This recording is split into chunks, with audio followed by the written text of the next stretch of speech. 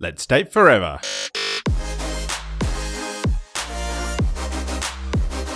Here's your weekly dose of relationship fuel with Sammy and Nathan Yeager. Hello and welcome to Date Forever. In this week's episode, we're chatting about how leaning into challenges can create growth in your relationship, how the little things can stack up to create a big wall between you, and the importance of relationship check-in chats. But before we dive into that, Sammy, what's been fueling you up this week? So a few things. I had a couple of career wins this week that really added fuel to my tank. The first one was that I presented to the Biz Rebellion community with MG and their membership on Wednesday. And I had a blast sharing all about the Fueled Up Life methodology, the 8 different tanks, setting intentions for 2024 and making sure that as business owners, we take care of all of our tanks, not just some of them. And that doesn't just apply to business owners, that's for everyone. So that was really awesome. And then also we have launched a new product in one of my other businesses, which has been at least 6 or more months in the making. So that was a really nice milestone to achieve. Yeah, a long time coming. Yeah, and get it out in the world. But the other thing that really fueled me up was that I went to an outdoor Pilates class with one of my girlfriends. We went for a swim, cooked breakfast together, and just hung out, had a nice little girlfriend date, which was really, really wonderful. And I got to sleep in our big bed alone while you were off on some work travel. As a starfish. Yes, yeah. Big starfish, yeah. That was like a bittersweet fuel up, because I missed you. Yeah. Well, that fueled me up as well, being able to starfish in a big hotel bed. I don't get to do that too often by myself. But yeah, I had a very last-minute work trip, which was really nice. And it was back to Adelaide as well. So I got to catch up with family and my grandparents. And so that was really nice to be able to spend some last-minute time with them. And it was also really nice because the work trip that I was going for was about setting some good goals and intentions in the diversity area of our business. So it was really nice to be a part of that and to be able to create some big impact in the business as well. And something that drained my fuel this week was that I had planned a really nice date and it kind of just all went a bit pear-shaped. It was meant to be a surprise and then it wasn't, and then we arrived and it got cancelled, and now we've rescheduled for next week. But I was really looking forward to it, and we ended up spending half of the day on humming household things, which was good, but I was really hanging out with you, especially knowing that you were going to be away for a couple of days traveling for work. Yeah, we still did the second half of the date though, so we still went for coffee and some treats, but not the fun activity to begin with. Yeah, I'll tell you all about it next week when we hopefully get there. Yeah. The other thing that kind of drained my fuel this week, and it was a bit of a reminder that because our routine was a bit disrupted this week with some travel and stuff like that, we didn't do our check-in chat on our normal Sunday, and I've definitely felt it. I can't even tell you what day of the week it is at the moment. And it's felt a bit reactive, whereas normally we have such a great container to have all of those kind of logistics chat conversation, which is interesting because that's what we're talking about in today's episode is the power and impact that those regular check-in chats can have. So yeah, I'm really grateful for our habit and practice and ritual around those happy hour chats. If you ever want to grab a copy of our agenda, you can grab it at sammyyeager.com/happy hour. In download, feel free to use it, adapt, take what you like, leave what you don't. But yeah, enjoy this episode. Today we've got Aston Simmonds joining us. She is a podcast host, writer, speaker, married mum of 2, and a relationship coach, helping women and couples to communicate, connect, and recreate their relationship after having kids. 4 years ago, Aston was having a really hard time in her own relationship and questioned divorce for the first time ever. This sent her on a journey to discover how to become the best version of herself and how to support each other, communicate effectively, and connect on an even deeper level. Aston supports women all over the world through her incredibly popular online programs, through her books, online courses, and workshops. Aston and her husband Adam have helped hundreds of couples transform their most intimate relationships. Aston is passionate about all things relationships, parenting, psychology, personal development, spiritual growth, and doing the inner work to become the best version of herself. When Aston isn't helping clients, you'll find her down at the beach, soaking up the sun, spending time in nature, and spending time with her beautiful family. Welcome to the show, Aston. Oh, thank you so much. It's so beautiful to receive such a warm welcome. Thank you. I really appreciate it. Oh, no worries. And it's cool to hang out with other podcasters as well. So It is. I love it. And other relationship nerds who are obsessed with human behavior. Yes, 100%. So I want to hear about the crossroad for you where you were looking down the barrel going, oh man, maybe this is going to head in divorce. Tell us a little bit about what was happening in your life and your relationship at that time. Yeah, well, we've actually been together 20 years. We met really young. This year we're about to celebrate our 10-year wedding anniversary. Congratulations. And thank you. But honestly, 4 years ago, I didn't think we'd make it here. And it really kind of crept up on us. Even though I'm into this work, I'm into personal development, it still kind of just crept up. And that was really hard. It was really hard to get to that point that I never thought I'd be at. And I'm sure so many of your listeners can relate to that because no one ever plans for their relationship to hit breaking point. No one ever thinks it's going to happen to them. And I really did not think it was going to happen to me. And, you know, we'd had a pretty good relationship up until that time. We'd done travel, like I was sharing with you guys. We'd done a lot of Tony Robbins and personal development together. So I just didn't see that it was going to happen to us. But what happened was we just got way too comfortable. We got way too comfortable in our relationship. And when you're with someone for a long time, yes, it's a beautiful gift, but it's also a trap that you can fall into. And at that same time that we got way too comfortable, we also had our second child. So if anyone's listening has children, you know that they are an initiation in themselves. They're like a personal development course that you didn't ask for. Well, you did, but you didn't realize it would be for life. Come in this format, yeah. Yes. And it was a gift to be, you know, so stretched, like emotionally, physically, financially, spiritually, because they stretch you, these little people, when you have to take responsibility for someone outside of yourself. And we didn't notice it when we had our son because with one child, we were able to kind of manage it. But as soon as we went to two, literally all the cracks showed. They were already there, but we weren't looking at them. We didn't see them. We weren't aware of them. But once we had my daughter, they were so there. They were right in front of our face. We couldn't ignore them. And it was really tough. It was really hard. I had also a lot of shame at that point about it. You know, I think in society, although divorce is becoming more common, there's still a lot of shame and stigma around it. So it was really hard. And I really felt like I couldn't talk to anybody about it because when I did share our experience, what I kind of experienced, and my husband was the same, is, oh, this is normal. Basically, this is normal. You've been together for a long time. This is that roommate stage they all talk about. You've got kids. Wait until the kids grow up and then you'll have time to reconnect. In 30 years' time. Exactly. In like, what's maybe 17 years' time. Oh, it depends how far apart your kids are. Yeah. Well, yeah. I literally heard that and I thought the same as you. I was like, hang on a minute, is that actual advice that we're giving people? That is not helpful. And it wasn't enough for me and it wasn't enough for my husband. It terrified us. We did not want to be where we were for another day, let alone like decades. And we couldn't imagine that just somehow when the kids grew up and apparently the stress dissolved, that we would somehow then want to reconnect. So this light bulb went off for us and we really realized that we needed to prioritize our relationship again and we needed to get more intentional about it. And in the beginning, it was hard. There was resistance, you know, there was all these different parts of our egos that were coming up, but we really lent in and it was incredible, the transformation we were able to experience. And I now really believe that those challenges really have the opportunity to create growth in your relationship. Whereas prior to this, I used to think that any conflict or challenge was really like a breaking point. It meant we weren't meant together. It meant, you know, we're not going to work. We're not going to last. It was doom and gloom.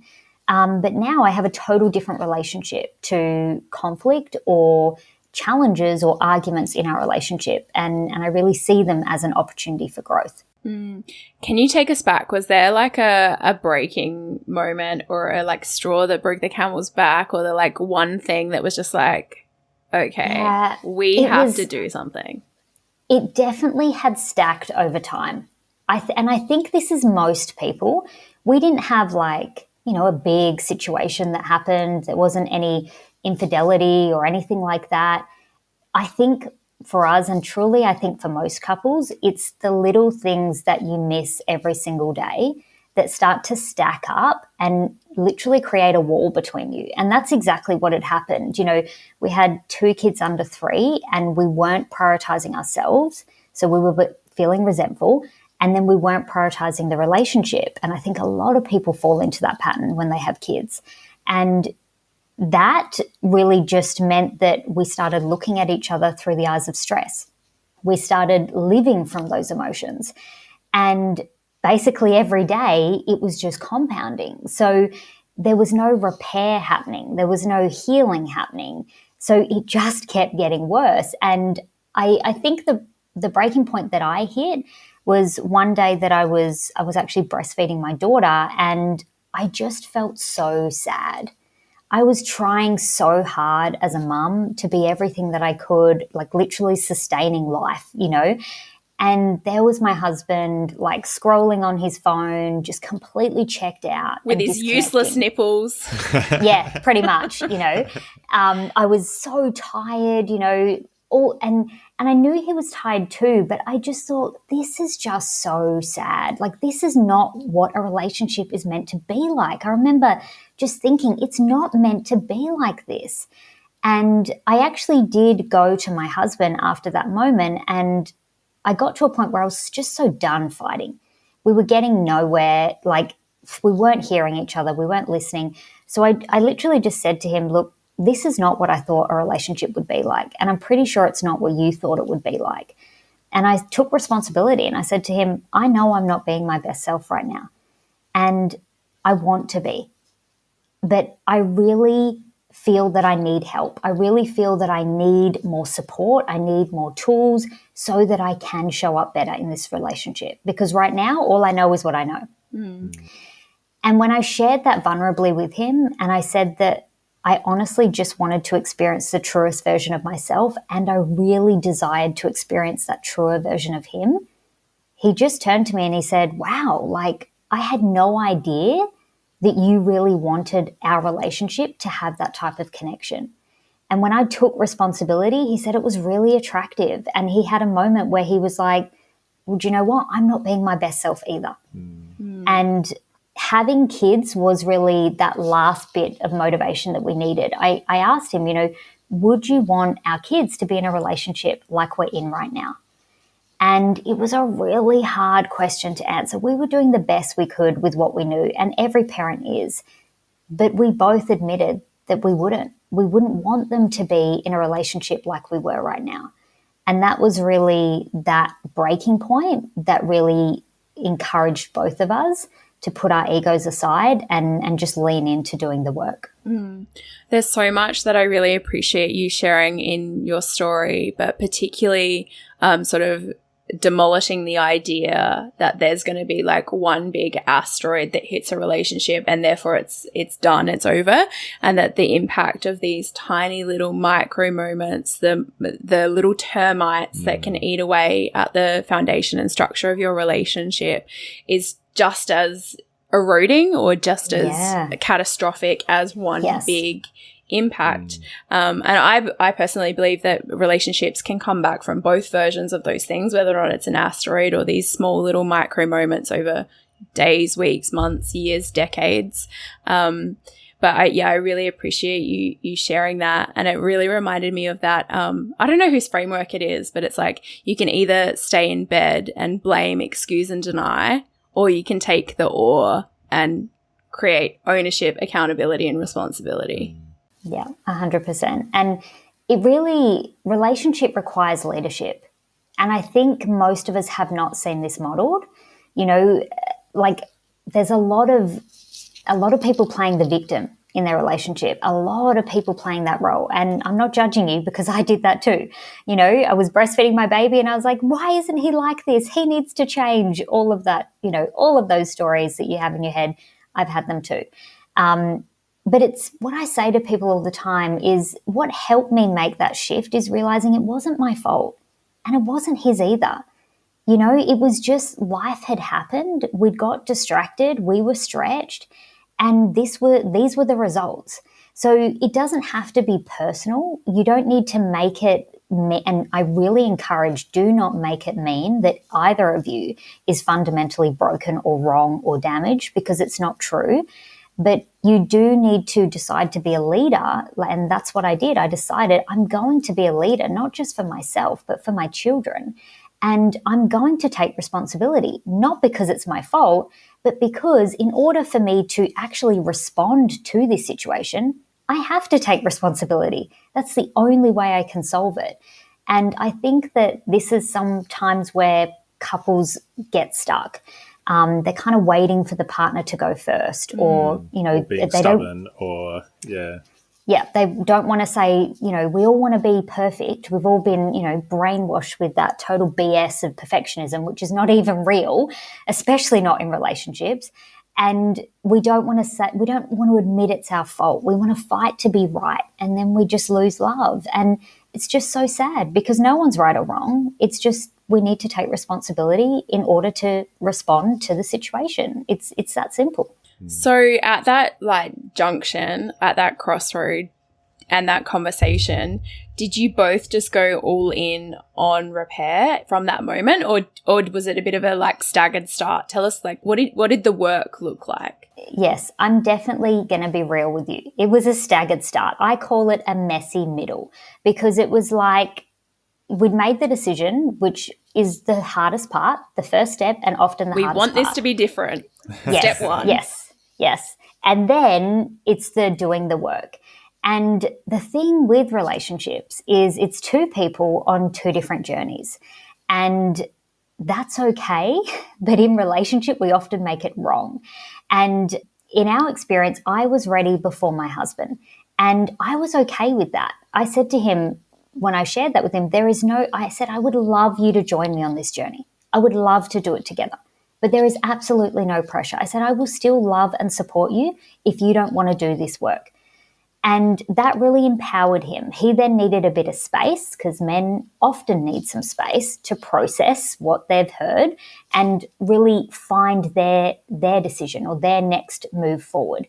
And I gave him that space. I said, I'm going to do this anyway because I know I'm not being my best self. And I know that if I can make some shifts and changes, I can help positively influence our relationship. And that can change the dynamic straight away. And it did, literally instantly. And that really was for me because I wanted to end my own suffering. And it just had a positive influence on him. But because I gave him that space, quite quickly, he saw the difference in me. He saw the dynamic change. And I wasn't falling into the same patterns like I used to fall into. And he found himself literally saying, what are you doing? You're not doing that thing anymore. And I'm still doing the thing that I normally do. And now I feel like it's not now I feel like it's my fault, and I wasn't trying to make him feel like that, but it literally forced him to look in the mirror and see his part in it because I was no longer showing up with those unhealthy patterns and playing into those unhealthy dynamics. I was taking responsibility, processing my emotions, regulating, learning about the feminine, doing all of this work. And he could see the embodiment of it. And he got curious. Yeah, I think that's such a delicate skill to learn, hey, about learning when to take ownership, accountability, responsibility, but still be able to delicately and lovingly hold up the mirror to your partner and be like, you also have a part that you need to own, take accountability for, and take responsibility for. Yes. And our story is quite similar to yours, Aston, that I was on a huge personal development, professional development, growth spurt. And I was really loving who I was becoming, but I was moving fast and I was growing fast and I was expanding. And it really scared me that Nath, the person that I'd chosen to do life with, was standing still. And I knew that he had so much more potential for growth and leadership and ownership and like the joy that he could create in his own life, even outside of our relationship. But it was really, really scary to keep leaning into the work that I was doing while watching Nath stand still. He needed a bit of a nudge.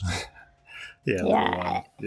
And it's and it was very similar, like literally the same in our relationship. And you're so right. It shows up in the relationship, but it's happening everywhere. So, but what I had to remind myself is it was scary, but what was scarier was turning myself into something I wasn't and enabling him to stay where he was. So for me, growth was always going to be the answer because I was growing, so it was positive for me.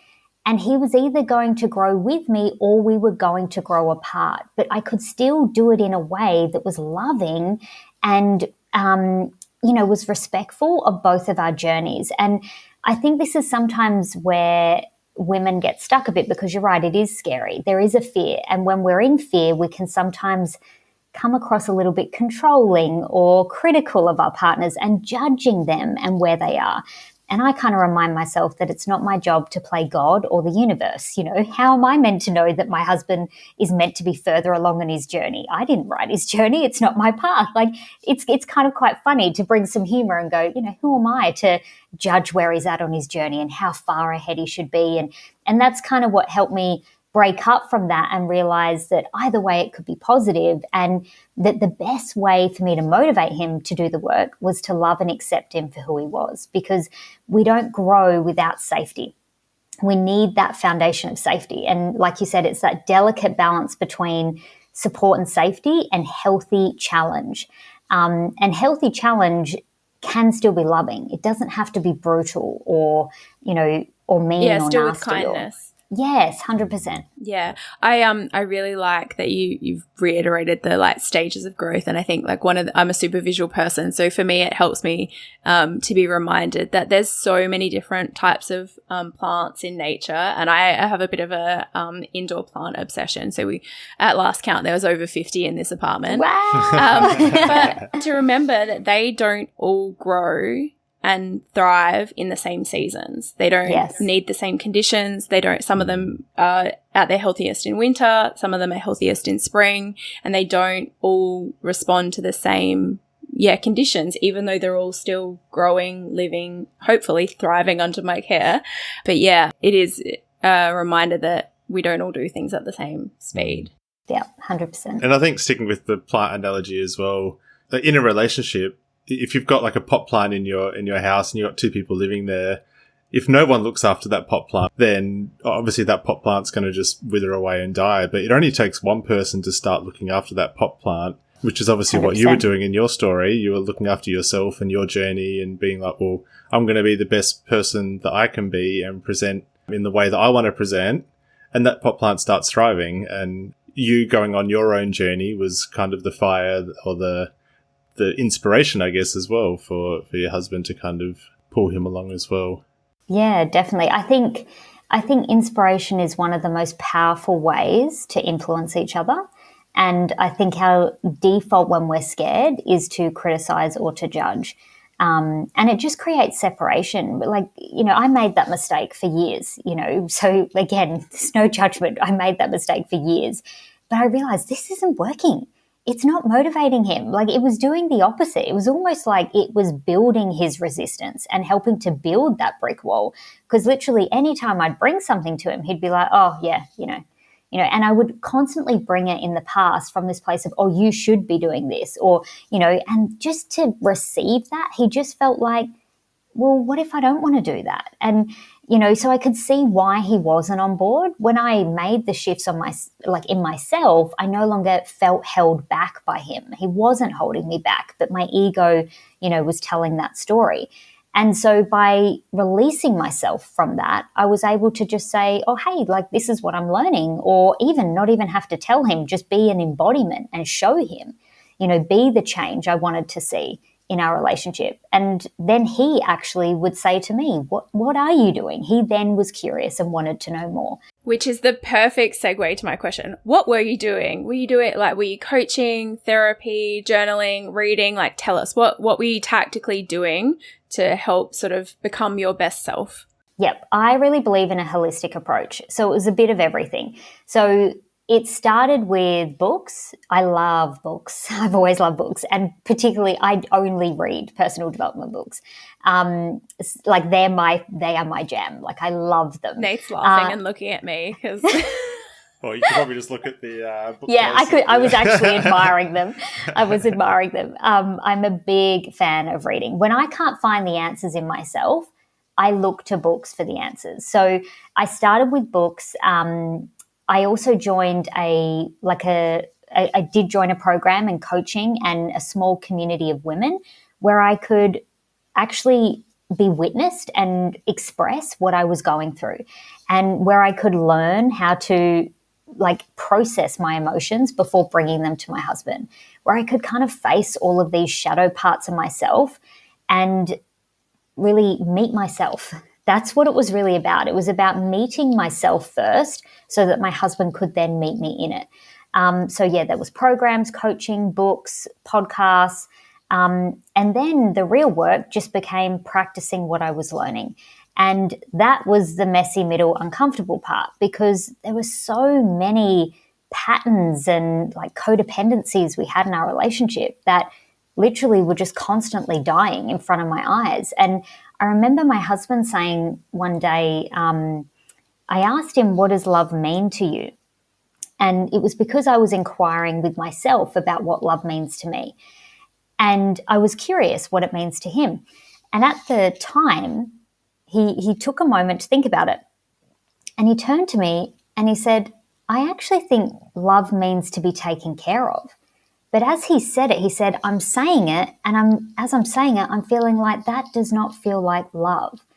And when he said that, I was so relieved, because I had been feeling exactly that in our relationship, like it was my responsibility to take care of him. Mm-hmm. And that's why I was exhausted and depleted and all those things, because that's what he believed love meant.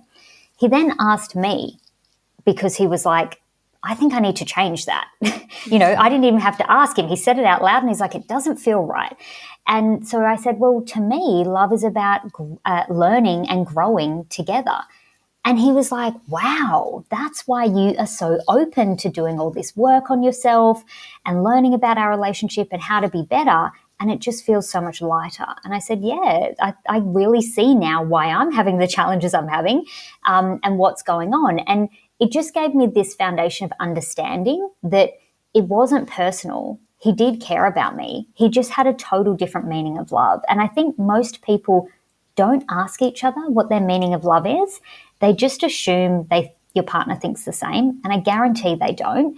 And for us in that moment, we then decided, and it was my husband's decision, to make a new meaning of love that actually meant both of us got what we needed in the relationship. And it can be as simple as that you need to just start to question these beliefs or ideas around what you thought love is or would look like, because often it's not serving you. And that is what happened to us in that situation. It wasn't serving us. And really speaking about it or getting it out helped us to kind of get it on the table and redefine what love and our relationship was going to look like. So what happened when Adam got on board and started leaning into his own personal and relationship development? Yes, and this part is also hard because I was, as I started to see progress, I was like, wow, starting to see the possibilities of our relationship. I just wanted to go with that train, a bit similar to you, Sammy. I was like, let's go. Let's go. I feel like I've been waiting my whole life and it's finally happening. Let's go. And he was like, a little bit at a time. Yeah. He was like, I'm just going to sit with this. And I do agree now that I need to do something. I'm going to put my feelers out there and just sit with it. And I was like talking to my coach, like, do you know any men's work? Can I like suggest? And, you know, all of that wanted to come in. I had to stop myself. I literally had to say to myself, stop trying to control him and this situation. You're going to push him away. He's open. You need to trust. And it was this lesson for me that you cannot control and trust at the same time. You have to choose one. And I chose trust. And when I leaned back and surrendered and trusted the process, he did. So he started working with a men's coach one-to-one, which was a massive step for him. Like, he was quite, I'm a very open book. I love affection. I'm very comfortable with intimacy. For him, like, he would describe himself as emotionally constipated. That's how he used to describe himself. He literally used to say to me, I don't feel things like you do, Aston, or all of these things, which I knew weren't true. Like you, I could see the potential in him. I knew he had a heart, so I knew he had the ability to learn emotion. Yes, had feelings. Lo and behold. Yes, and the ability to really connect to them. But he'd just been conditioned out of it, and he'd never seen it modeled. So it seemed hard and scary for him, and he had a lot of resistance around it.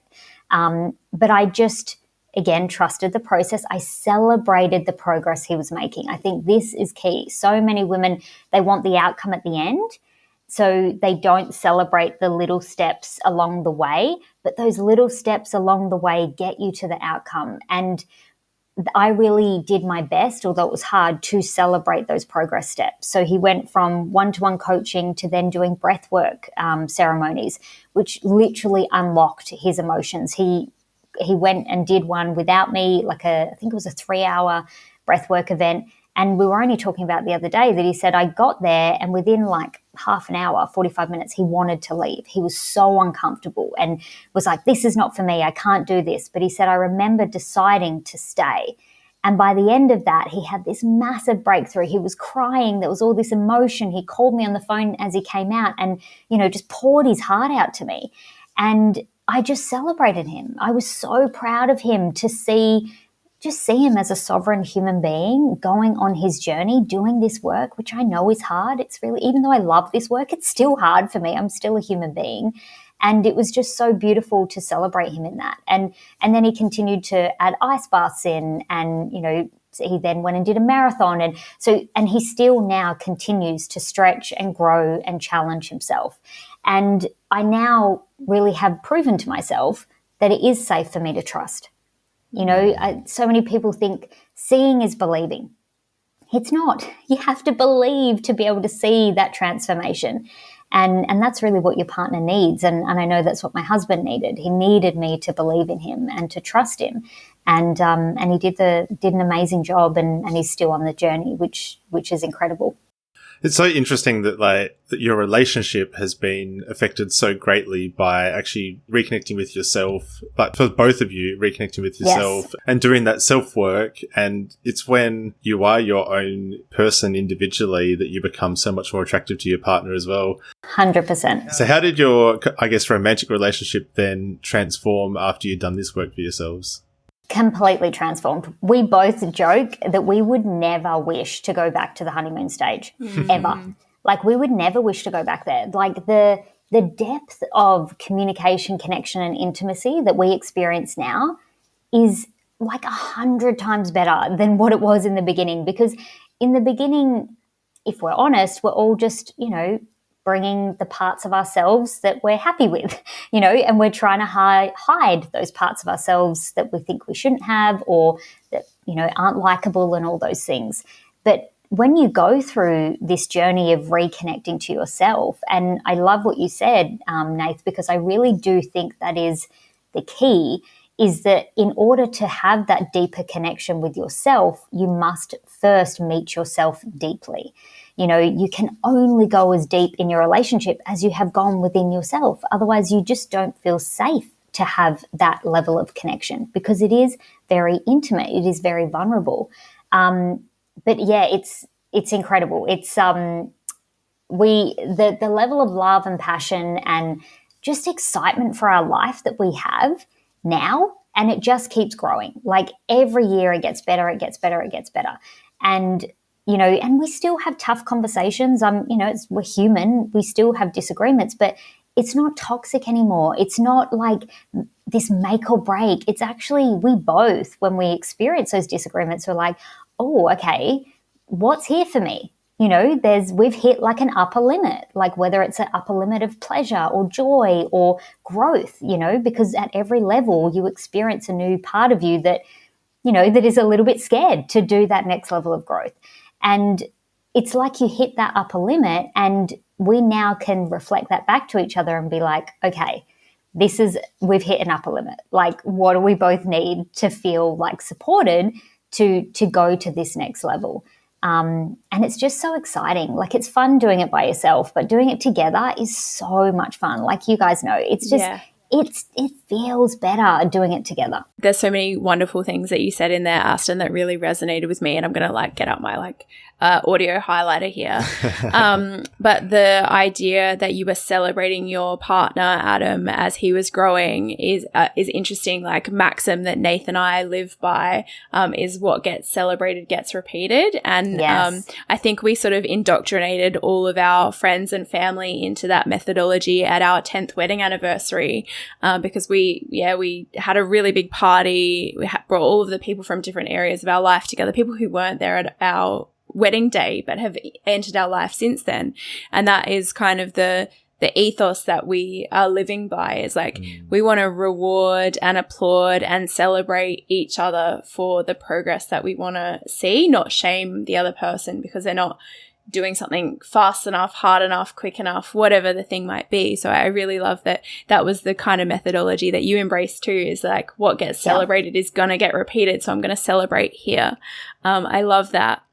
And the other part that I really wanted to audio highlight was, you're on the Date Forever podcast, and we called the show Date Forever because we kind of had an intuitive understanding that you have to keep dating yourself and your chosen person for forever, date forever. And it's about really intimately knowing yourself and treating yourself with love and kindness, even when you might not love what's coming back at you. And you've identified that you might be sitting in victim mode, or you might be sitting in blaming mode or excusing mode or whatever it might be. But it really intimately knowing yourself and dating yourself for forever, because like you just said, like, every time you grow and evolve, there's like a new new ceiling that you hit, and then you have to uncover it and break through that. And then whether or not it's more shame or more ego or more unhealed wounds or whatever the inner work might look like. I really love that you've shared just how much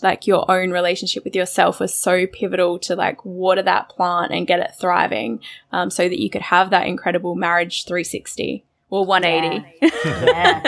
Yeah, 100%. Yeah, I fully agree. And we practice the same as you guys. I think it's so important. I think we're quick to criticize, and we're not conscious enough that we're not praising each other. We're not celebrating each other. I think it's a bit of a cultural, societal thing. And we definitely need that celebration, 100%. Yeah. And even just expressing the thank yous and the gratitude, I think there's a Gottman study that says the happiest, most thriving relationships say thank you to each other 11 times a day or something like that. Yeah. Someone will have to fact check that, the exact numbers, but it's a high number. It is a high number of actively appreciating your partner. And sometimes you hear or people say oh, why should I thank them for unpacking the dishwasher? Why shouldn't you? I would love to be thanked for those things, even if they're just little things. And it's such a nice kind of energy and culture to wrap around our relationship. I don't know how I would say thank you to you a lot in a normal day. Yeah, you would, and that's definitely something that we've layered into our relationship, but that real active appreciation and gratitude for the person that you're choosing to do life with. Yeah, 100%. And I do hear that, what you said, from a lot of people, this whole oh, well, why should I have to? Or, if you're a parent, well, he's the dad, so he should do that. Or, this expectation. I really feel we have really unrealistic expectations in our relationship, and I feel it's really damaging. And when I look back to when we were going through a really challenging time, I definitely had unrealistic expectations, and I was expecting way more than I was appreciating. And I think most people don't consciously look at that and, like you say, look at the balance or look at the ratio. Like, how often am I bringing up what's not working compared to how much am I acknowledging what is working? Because both is available all of the time. It just depends what you're choosing to focus on, and you see what you focus on. So I know for me, I had to consciously start like deciding to look at what was working, what I could appreciate. And the thing is, it feels good to appreciate someone. Like, it's not just about the other person. You feel better when you're appreciating someone. When you're judging someone, you don't feel good. You know, it's a total different frequency or vibration. So it's not even about, again, like, oh, why do I have to do this? And they should have to do it first. It's really about, well, how do you want to feel? And like you said, what is the culture that you want to create in your relationship? And I know for us, because we have children, it was like, well, if we expect our children to be showing up with kindness and appreciation and gratitude, we can't tell them to do it if we're not modeling it. So, you know, kids don't do what you say, they do what you do. So, yeah, which can feel a bit like pressure sometimes, like Big Brother is watching, but it's also a really powerful motivator to do those things, like practice appreciation, because they are watching. Yeah.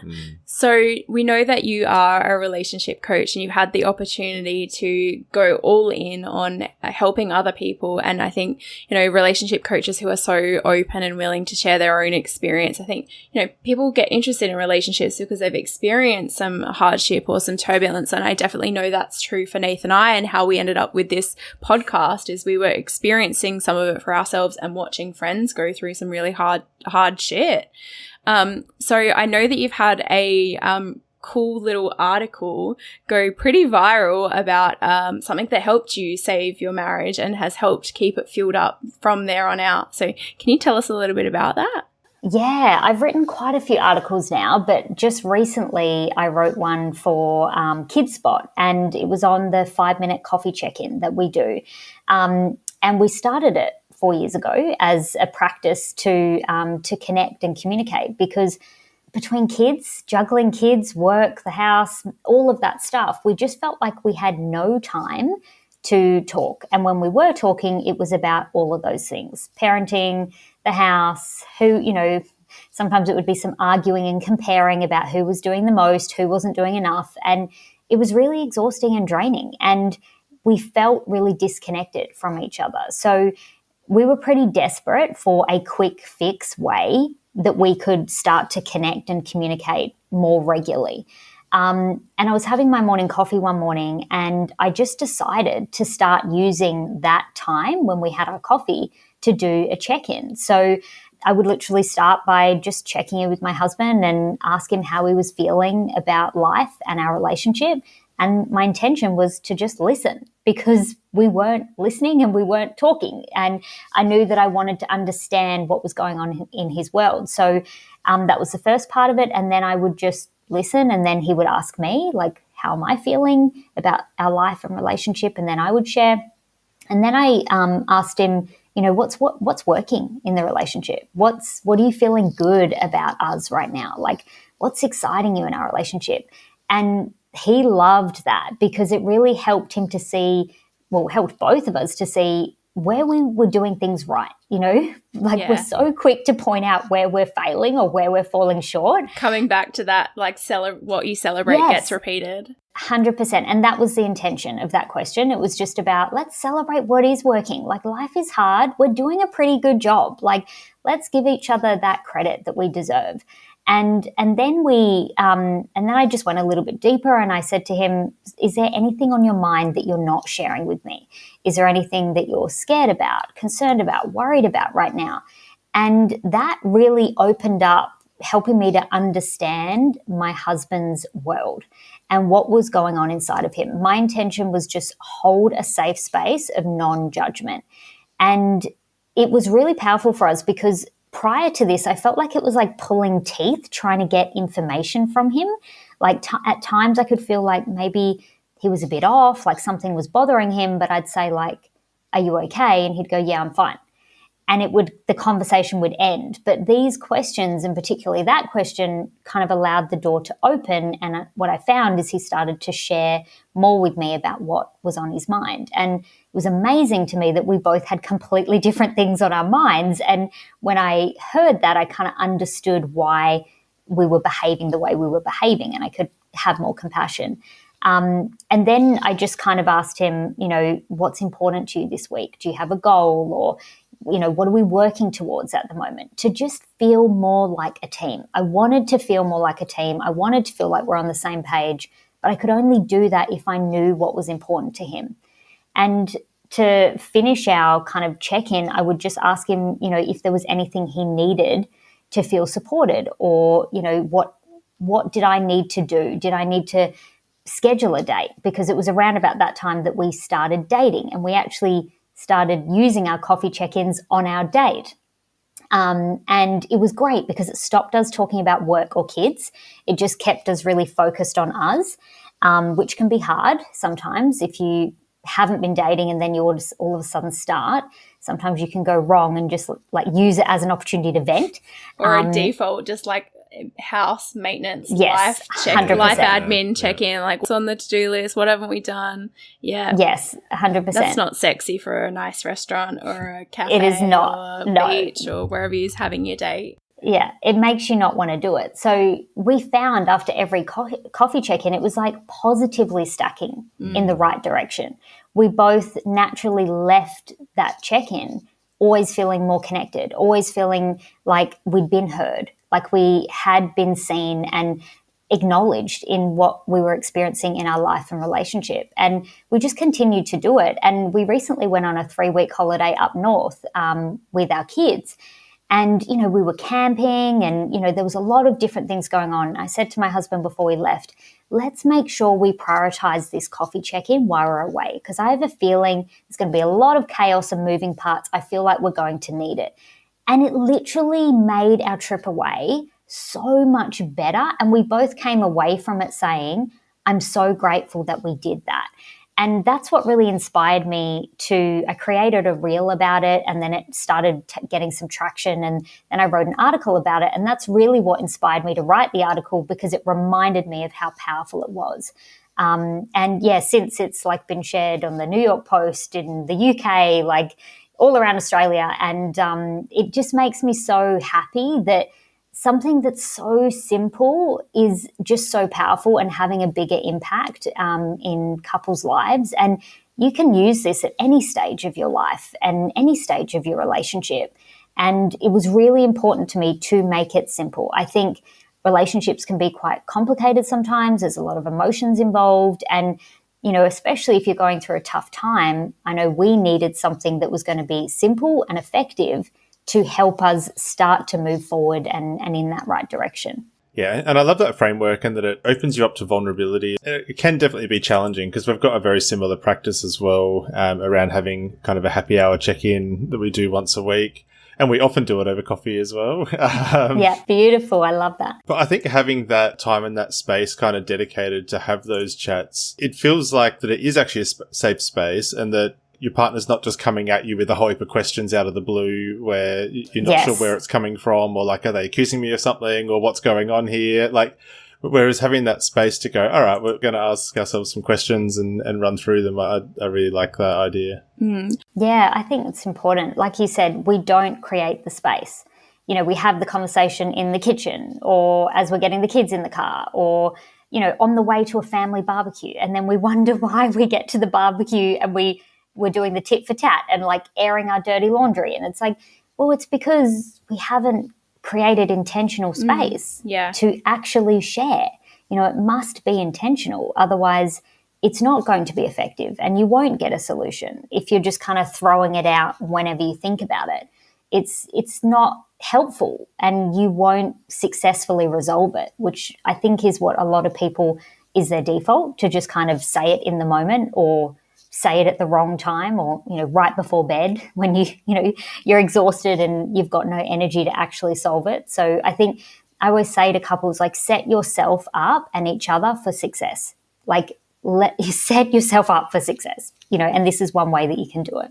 Yeah, and I think it's also about having that like the heartbeat and rhythm, that it's not like this conversation that just gets whipped out of the blue every now and then, and it's like, you know, there's so much air in the balloon that it's like right on popping. Like, no, you want to have that conversation regularly so that it's not like that it flows and that it's easy, and it's not like this, you know, real like walking through cement kind of conversation.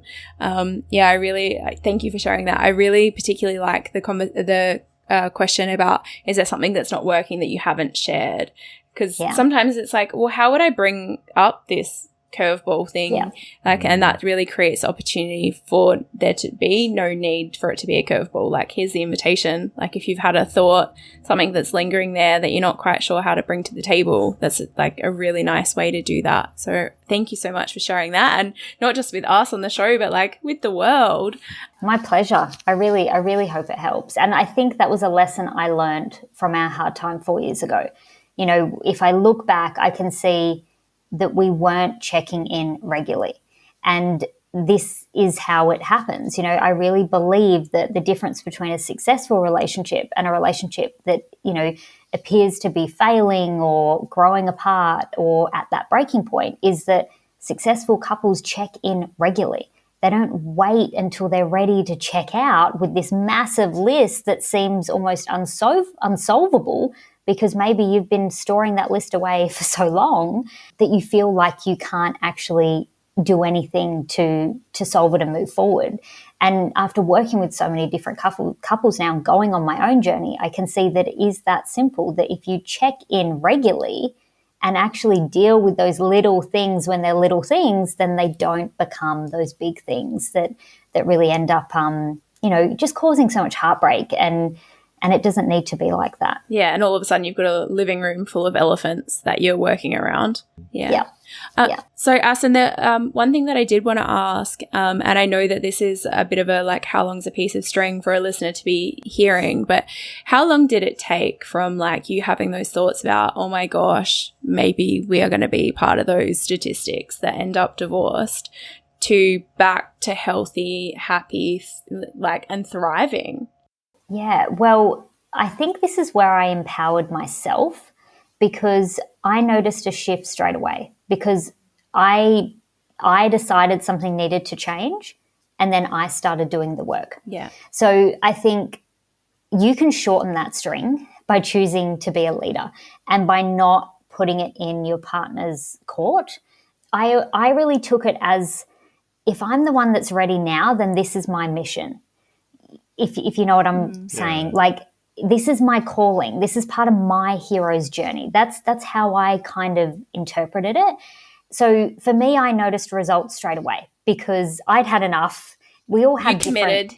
Yes, we have different limits. We all have different limits. And my husband hadn't quite hit his limit. He can experience way more pain than me before he makes a change. I'm like a little bit of pain. I'm like, let's go. We can do better than this. I don't enjoy suffering. I think you and Adam sound like very similar to Nath and I. Nath will work around something that's broken for so long. Same as Adam. The instant it's not working at 100%, why the fuck not? Bam. Change it into it. Can't handle minor inconveniences like that. Yes. Why doesn't it work how it needs to work? I'm exactly the same.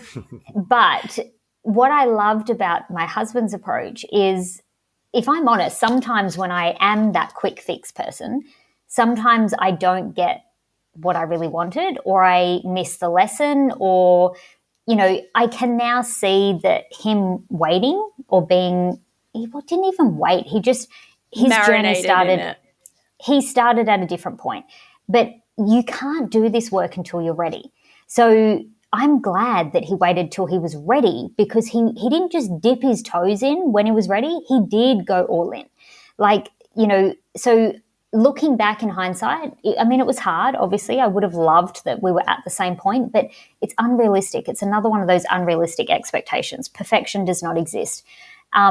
So the answer for me was to get results for me straight away so that I felt better and be the change I wanted to see, which meant that he was changing whether he liked it or not. Because if one person changes in a relationship, the dynamic and the energy completely changes. You can't force energy. You can't stop that energy from moving. Like it's moving anyway. So for him, I think like if by the time we both then were doing the work, because he was probably only maybe a couple of months behind me, maybe 3 months.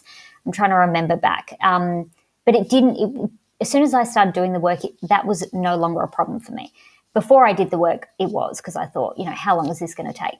But within a year, we were in a completely different place.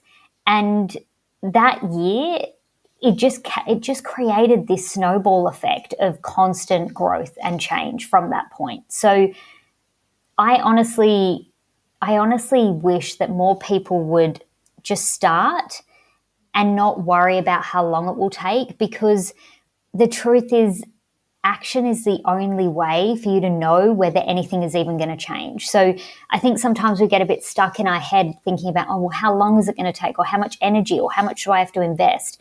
And my answer to that is to just start. Yeah. Because you get answers as you go, and that's really the only way to shorten it, is to just start. Yeah.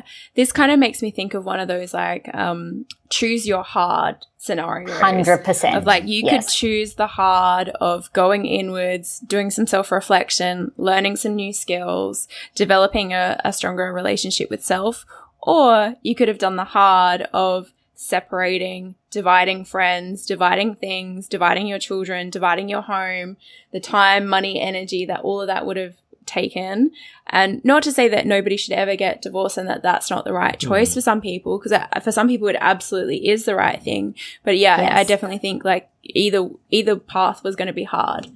100%. And I think life is hard. Like, I think we all have this addiction to wanting things to be easier, or like people will say to me, like, can't it just be like steady or like flatline? I'm like, if your heart flatlines, like you die. So, like just remember that. Like, why are we seeking that? Like, and I think it's this overcompensation of like security and certainty, and that will not equal happiness. That will not equal passion. Like, it's the uncertainty, it's the variety, it's the trying new things. It's like, that's what will equal the fulfillment in your relationship and in your life. And it is 100%. I remember literally being like, which one am I going to choose? Because they're both hard. Like, it's not like there was an answer that was just like so easy. It was literally choose your hard. And I know I love growth. One of my highest values is growth. And I know that I don't get the outcome of growth without discomfort.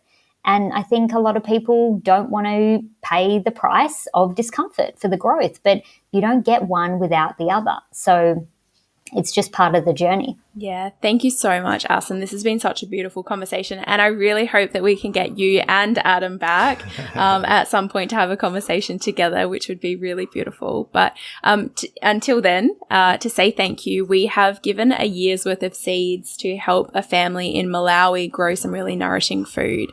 I know that ending hunger is really important to you. So we've made a contribution to that project, which is looked after by Every Home Global Concern via our partnership with Buy One, Give One. So thank you so much for being here and making that possible.